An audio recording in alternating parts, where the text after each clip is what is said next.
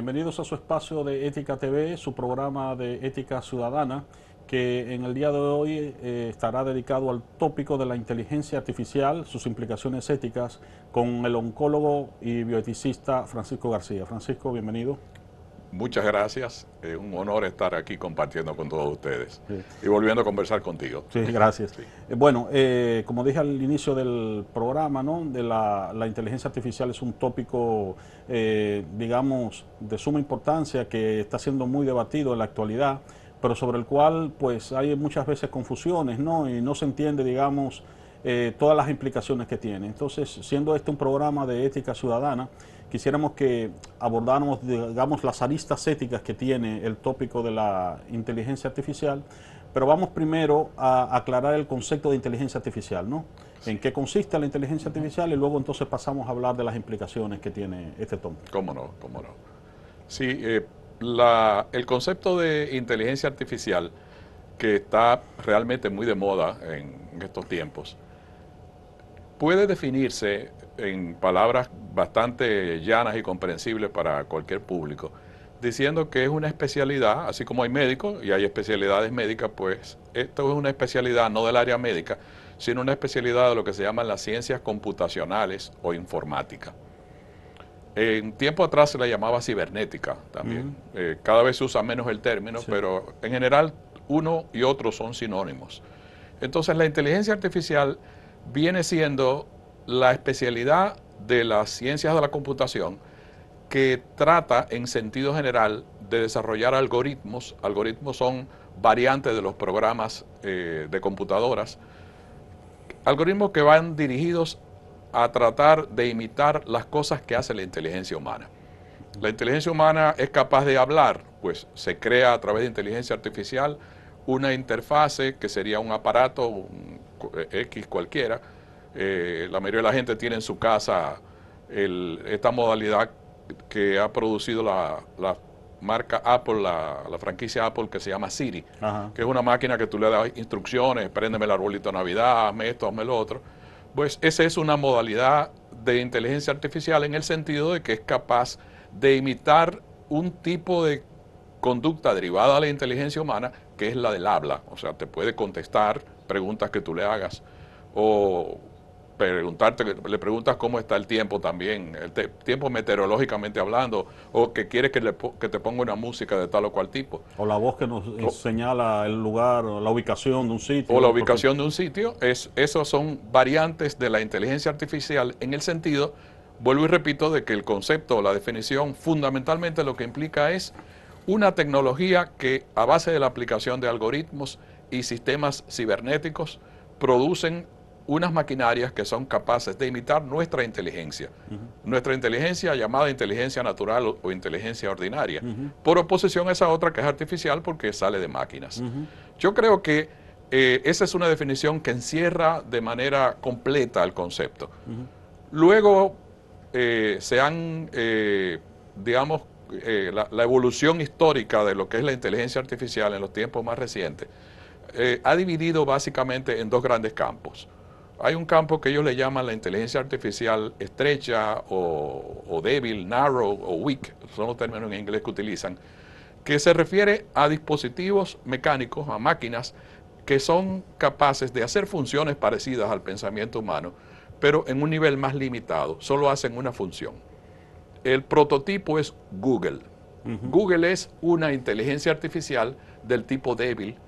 Se entenderá por qué débil por oposición a las otras. Sí. No tiene una connotación negativa. No, sino que solamente son capaces de hacer una cosa. Una función. Sí. Yo vine aquí, llegué hasta aquí a través de un dispositivo de inteligencia artificial que se llama Waze, que es capaz de irme hablando y diciéndome por dónde yo debo doblar, a cuántos metros. Exacto. Y a tantas cosas. Esa es el campo de la llamada inteligencia artificial estrecha, narrow o débil o weak. Entonces hay otra que está también en desarrollo y que probablemente sea la más promisoria de todas, que le llaman el santo grial de las inteligencias artificiales, que es llamada por oposición a la débil. Yo hubiera querido que le llamaran fuerte, no le llaman fuerte, sino inteligencia artificial general. ¿Qué es la inteligencia artificial general? Es aquella que ya imita funciones mucho más complejas, como serían razonamientos, análisis, identificación de rostros, y que cada máquina de esa no solo es capaz de dar información desde una sola modalidad de funcionamiento, como sería el Siri, como sería el Google, o como sería cualquiera de las otras que pertenecen a la inteligencia artificial débil o estrecha, sino que es capaz de dar información no solo con un nivel de abstracción más complejo, sino múltiples. Entonces, y esta segunda sería, digamos, la que nos plantea más problemas, digamos, desde el punto de vista filosófico. Ya estas son las que nos plantean realmente problemas desde el punto de vista filosófico, desde el punto de vista ético, porque ya las ambiciones son mucho más grandes. O sea, ya ahí está el terreno de las máquinas de aprendizaje. Máquinas de aprendizaje no, sino máquinas que aprenden. Porque máquinas de aprendizaje fue un término que se utilizó en la psicología neuroconductista de Skinner en los años 70, 80 del siglo pasado. Y que eran máquinas que más o menos permitían aprender. No más o menos, permitían aprender. Y permitían lo que se llamaba el aprendizaje programado. No, estas son máquinas que se entiende que tienen vocación de que con ciertas informaciones ellas son capaces de aprender cosas y crear cosas, más allá de la información que se le dio. Y ciertamente esto es bastante prometedor, pero bastante retante desde el punto de vista humanístico y desde el punto de vista ético, porque lo que algunos están planteando es que casi pudiera sustituir al ser humano. Ya plantearse cosas como sustituir al ser humano o convertir al ser humano como un, digamos, sirviente de las máquinas, que pueden llegar al punto de que puedan desarrollarse tanto que incluso se puede hablar de un grupo no humano, pero sí un grupo de máquinas semi-humanas que serían capaces de hacer muchas cosas mejor y más rápido que el ser humano. Esas ya pertenecen al terreno de también máquinas que piensan, lo que se llama deep learning o aprendizaje profundo. También hay otro que es más metáfora que otra cosa, porque llamarle red neuronal, de neurona no tienen nada, pero es que actúan igual que las neuronas. Las neuronas, la característica es que hacen algo que se califica con el término técnico de sinapsis, que sinapsis es hacer contacto. Pues estas máquinas de redes neuronales tienen la posibilidad de establecer contactos en secuencias, en seriales de tipo electrónico y de tipo básicamente cibernético, que les permite operar casi como un cerebro humano. Sí. Y ahí está realmente el gran futuro, es la inteligencia artificial especial por oposición a la débil. Sí. Ok. ¿Cuáles son las posturas, digamos, hay muchas posturas, digamos, de característicos sobre el problema de la inteligencia artificial, pero me gustaría un poco que tú resumieras algunas de las posturas, digamos, más importantes que hay sobre el problema de la inteligencia artificial y sus implicaciones? Sí, mira, vamos a decir que la posición ética o la reflexión ética que surge a partir de esta nueva tecnología es parecida a la que ha surgido con todas las innovaciones tecnológicas o innovaciones científicas cada cierto tiempo. Cuando apareció la energía atómica, se liberó del átomo la energía de posibilidades extraordinarias. En principio se estaba pensando en la posibilidad de que esto se pudiera aplicar para fines benéficos para la humanidad, fines médicos, fines de las naves que iban al espacio, o crear formas de derivar energía novedosas y que permitieran ahorrar los recursos que se desperdician con las energías fósiles, por ejemplo. A partir de la energía nuclear se entendió, cuando empezó esa revolución de la física a principios del siglo pasado, que todo iba a ser positivo, pero de repente resultó que hubo un grupo, Oppenheimer y demás incluidos, que estuvieron involucrados en el proyecto Manhattan, en la creación de bombas atómicas. Bueno, todo descubrimiento científico tiene ese doble filo. Eso pasa con la inteligencia artificial. Definitivamente nos va a ayudar en muchísimas áreas de tecnología. En el caso de mi profesión ayuda muchísimo y pudiéramos más tarde entrar en esos detalles, pero vienen las consideraciones éticas de hasta qué punto esa innovación arrastra consigo y se lleva de por medio una serie de cuestiones que han sido temas de reflexión moral desde hace mucho tiempo, no por la inteligencia artificial per se, sino por cualquier innovación científica, parecido a lo que ocurrió con la energía atómica. Por ejemplo, la inteligencia artificial, que en una de sus variantes de la inteligencia artificial general, de la amplia, la que no es la débil o estrecha, que es el tema del megadato, o en inglés Big Data, ha comenzado a manejar volúmenes de información sobre los seres humanos espectaculares, o sea, algo que ningún cerebro ni ningún programa cibernético anterior había logrado hacer.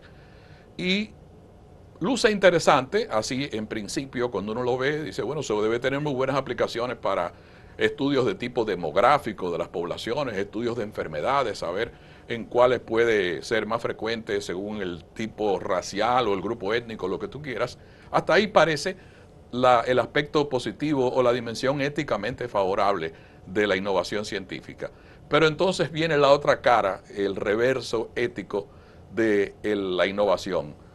Países determinados están comenzando a utilizar el tema del megadato o esa modalidad de inteligencia artificial general con fines de ejercer controles sobre las poblaciones que permiten fomentar y perfeccionar los rigores dictatoriales con que desde la esfera política se manejan esas poblaciones. Ok, vamos a hacer una pausa Sí. y retomamos este tópico después de la misma. Sí.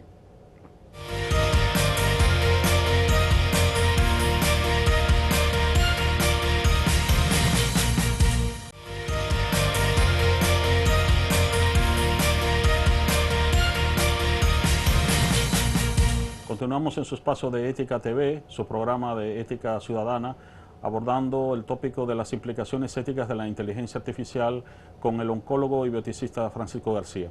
Francisco, en el segmento anterior nos quedamos conversando sobre esa doble cara que tiene la inteligencia artificial, el hecho de que, bueno, como pasa con toda tecnología, puede potenciar, digamos, muchísimos aspectos, digamos, positivos para la vida humana, para mejorar la vida humana, pero al mismo tiempo también tiene como un lado oscuro, espurio. Sí. Y tú hablabas el ejemplo de, por ejemplo, los megadatos, la sí. Big Data, ¿no? Sí.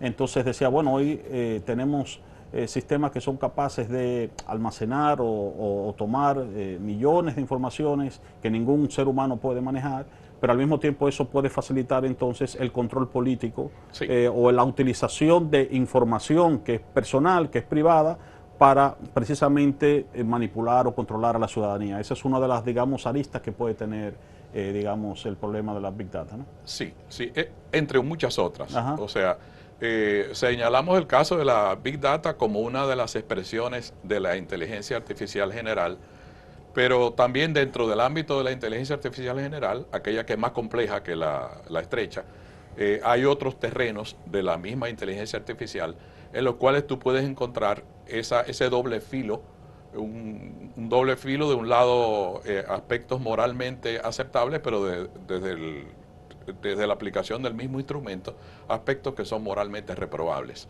En el caso concreto, retomando el de la megadata o big data, los grandes grupos económicos que, querrámoslo o no, están necesariamente detrás de las grandes innovaciones científicas. Sí. No hay innovación científica sin grandes capitales. Sí. O sea, y los grandes capitales están en general asociados a los sectores hegemónicos de la sociedad. Y es un aspecto en el cual uno no debe perderse. O sea, no existe, salvo en los libros de texto, no existe lo que es el avance científico éticamente neutral. Entonces, ocurre que los grandes poderes inmediatamente y los sectores hegemónicos inmediatamente buscan la manera de instrumentalizar los resultados y las grandes posibilidades de esas tecnologías. Sí, perdona que te interrumpa, pero un poco, digamos, para nuestros espectadores, digamos, subrayar este aspecto.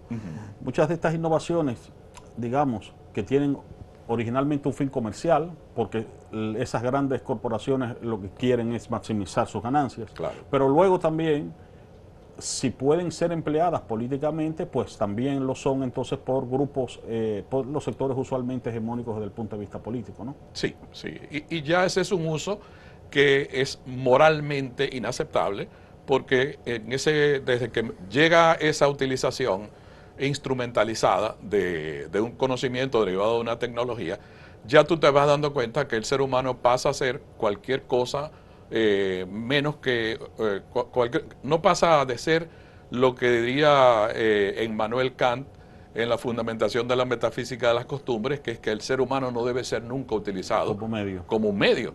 O sea, entonces ya tú vas a utilizar el dato del ser humano para alcanzar fines de control de la población y poderte incluso perpetuar en el poder, saber quiénes son las personas que votan generalmente a favor de un determinado candidato, en qué grupo están, en qué grupo poblacional o sector social se encuentran y con cuáles yo no cuento, para entonces desde el poder aumentar mi influencia sobre esos grupos. Esos son manejos que la ambigüedad moral y la ambigüedad del beneficio para la población y para el ser humano es más que clara que es controversial. También se han aplicado otras de las modalidades de tecnología derivadas de la inteligencia artificial general, como es la de la identificación de rostros.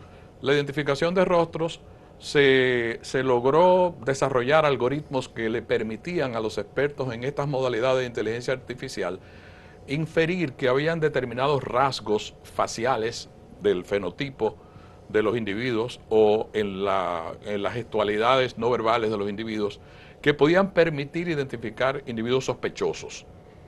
Y a esos individuos se les prestaba una especie de atención mayor, casi como si fuese una especie de cacería paranoica en contra de ellos.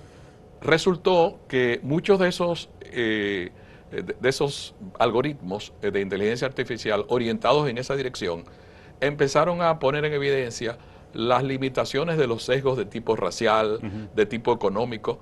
Pasó en la ciudad de Nueva York que allí esos algoritmos identificaban como individuos sospechosos de delincuencia solamente a determinados grupos raciales, a determinados grupos étnicos, y entonces se notó que se perdía el sentido de justicia y el sentido de equidad.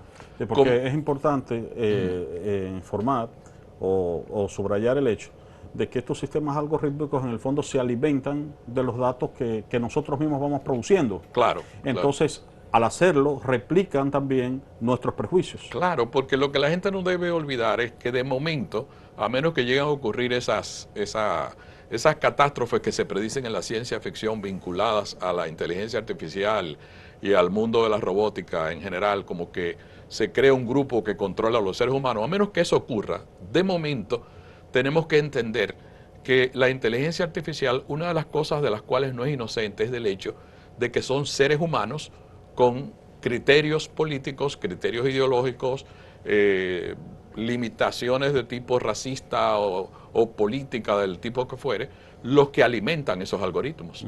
Y que por consiguiente esos algoritmos van a reflejar en su poder de detección de lo que le parezca bueno o malo, las valoraciones de tipo ético y de tipo moral que esta gente pudieran tener. Entonces ese aspecto es muy interesante, ese de la identificación, ¿no? Que parece ser muy objetivo, porque se basa precisamente en datos objetivos. Sí, pero sin embargo realmente pasa por ese sedazo de los prejuicios, ¿no? Sí, o sea, va automáticamente a encender luces rojas de alarma cuando el fenotipo corresponda a un hispano, a uno de nosotros, o corresponda a una persona del Medio Oriente o un individuo de ascendencia negra, y esos tipos serán segregados y serán discriminados de manera muy sofisticada, porque será de manera electrónica y con inteligencia artificial, pero al fin y a la postre será el mismo fallo moral en el que se incurre sin apelar a este tipo de recursos. Entonces se acentúa la discriminación, pero aparece que no es una discriminación personal, ¿no? Porque no hay una persona per se, digamos, entre comillas, que es la que está diciendo este es el sospechoso, pero entonces es todo un sistema, ¿no? Es todo un sistema y obedece a los criterios que en última instancia pudiéramos llamarle, obedece a los designios de los sectores hegemónicos. Uno no quisiera hablar así porque entonces uno se oye como si estuviese manejando un lenguaje de las izquierdas trasnochadas del siglo pasado, y en realidad no es eso. Es que no podemos perder de vista el hecho de que independientemente de que se le llame izquierda, derecha, marxista, liberalista o como uno quiera llamarle en cualquiera de las variantes de esas franquicias ideológicas, independientemente de la etiqueta que se le ponga, hay situaciones que persisten. Lo que va a variar es el nombre. Persiste la situación real de que en todas las sociedades hasta el día de hoy existe un sector que dirige y un sector que es dirigido. Y la tecnología, aparte de otros fallos y limitaciones éticas que pueda presentar, están las que vienen derivadas de los designios de los sectores de poder. Llámele el nombre que tú quieras y olvidémonos de las dicotomías de las que ya estamos cansados y que quizás no aplican del todo en este momento. Muy bien, Francisco, vamos a hacer una última pausa y en breve volvemos. Sí.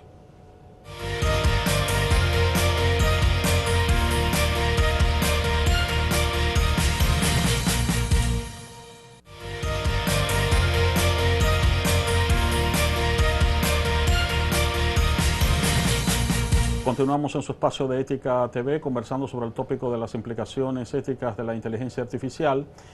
Francisco, en el segmento anterior estuvimos hablando de las implicaciones éticas, digamos desafíos éticos de la inteligencia artificial, y creo que hay un punto importante al que tú te has dedicado, que es el tema de la bioética y que es importante vincularlo con la inteligencia artificial, ¿no? Primero, ¿de qué trata la bioética y cómo se relaciona con este tópico que estamos hablando hoy, ¿no?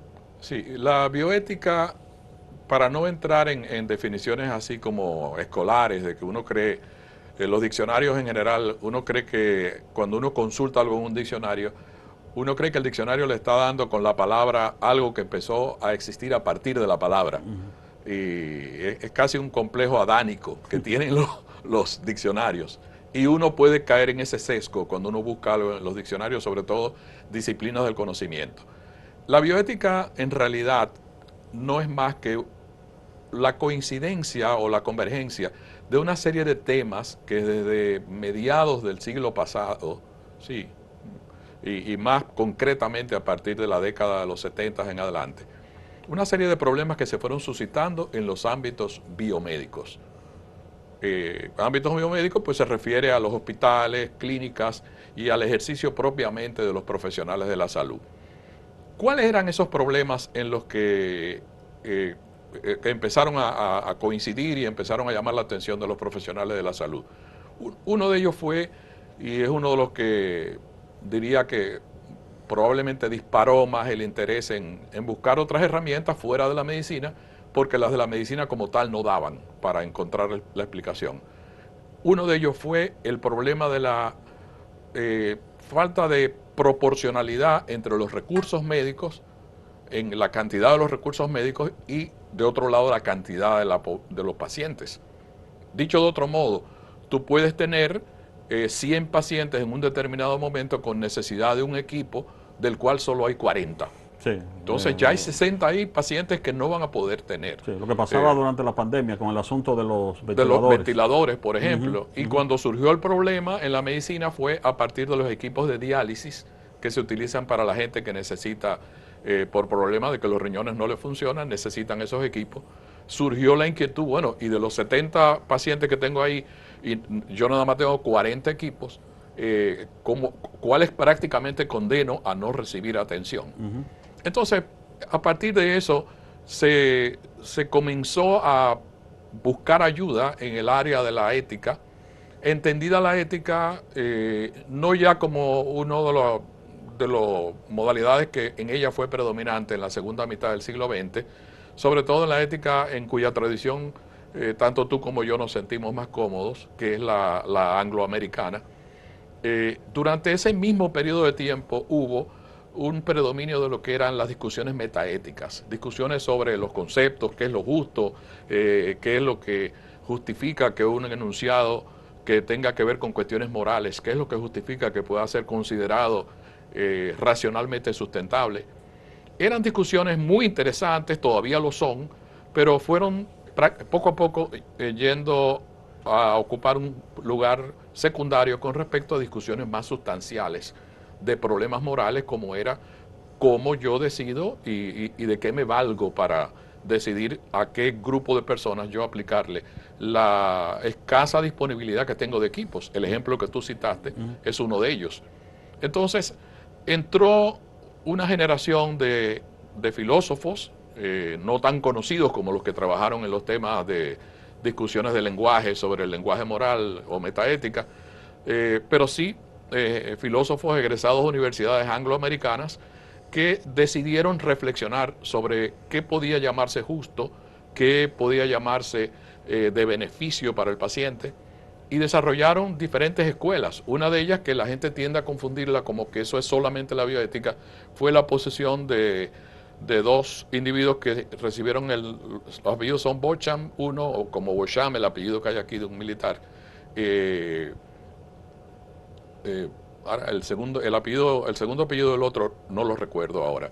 Pero Beauchamp en el 78 publicó un libro en el cual desarrolló 4 principios, que consideró que con esos 4 principios se podía de alguna manera hacer argumentaciones éticas que pudieran permitir saber cuándo una decisión estaba más cerca de lo justo, de lo beneficente, de lo no maleficente. Esos eran 3 de los principios, y el cuarto, el principio de igualdad. Es una manera esa de enfocar las problemáticas éticas, no es la única. Hay algunos bioeticistas que creen que es la única, o dicen, yo me identifico con esa y bueno, ya con esa yo puedo resolver los problemas. No, no, no, no. Hay cantidad de otras modalidades y de otras escuelas. La ética del cuidado, que vino a partir de gente que primero estuvieron trabajando con el tema del desarrollo de los conceptos morales a lo largo de la vida. Está la ética narrativa, que tuvo que ver con Paul Ricoeur y los hermeneutas, estos que están de moda a partir de la fenomenología y la filosofía heideggeriana y gadameriana. Hay muchos otros paradigmas, si queremos llamarle, que han entrado en liza, en discusión, y que te aportan herramientas para tu poder, incluso escuelas con enfoques más o menos consecuencialistas también, que uno pudiera decir de alguna manera derivadas de la escuela del utilitarismo de John Stuart Mill y sus sucesores. Sí, son diferentes enfoques que se utilizan para cuando tú estás frente a un problema como ese que citamos, de la inequidad que hay entre el número de máquinas y la cantidad de gente, te permitan por lo menos tú tomar decisiones que sean, desde el punto de vista racional, estén apoyadas en argumentos más sustentables. Muy bien. Sí. Bueno, pues se nos ha acabado el tiempo, Francisco. Te agradecemos esta conversación y bueno, ya tendremos en otra oportunidad tiempo para dedicarle con más tiempo el abordaje de estos tópicos relacionados con la bioética. Gracias por acompañarnos. Para mí será un gusto que le pudiéramos dar continuidad a, más que entrevistas, a estos diálogos. Son diálogos platónicos casi. De lado y lado se ayuda mucho a la aclaración de las cosas. Bien, de verdad gracias. que muy agradecido. Y a ustedes gracias por acompañarnos. Hasta nuestro próximo de Ética TV.